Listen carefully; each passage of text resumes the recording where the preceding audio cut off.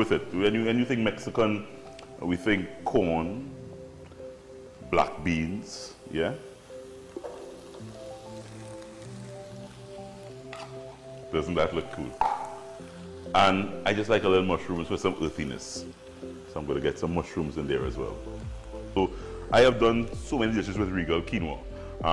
We did curry chicken and tossed it with the quinoa, and we gave the quinoa kind of curry local flavor. That was real cool. So we just decided to do something a little different.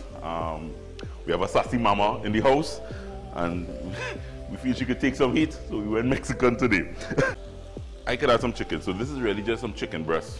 Simple. We chopped it up, did the same layer of seasonings basically, a little salt and pepper, and sauteed it in a little frying pan and a little saute pan. Nothing, you don't overcook it because it has to go back here in some heat. Keeping it simple. And you adding this quinoa straight in here. Cooked quinoa.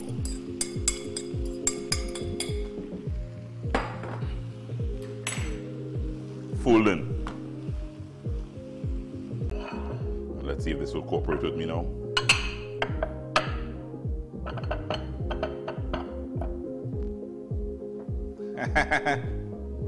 You guys are much very into health and weight loss and that kind of thing. Yeah.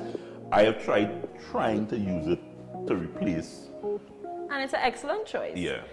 Once you season it well, it tastes wonderful. And it takes flavors, as I said. You could Yeah, come on, man. Are you wasting time? Let me just try. Thanks to Regal quinoa for making it possible. I trust Regal quinoa because sometimes it gets a little tricky to make, but Regal quinoa, it's safe every time.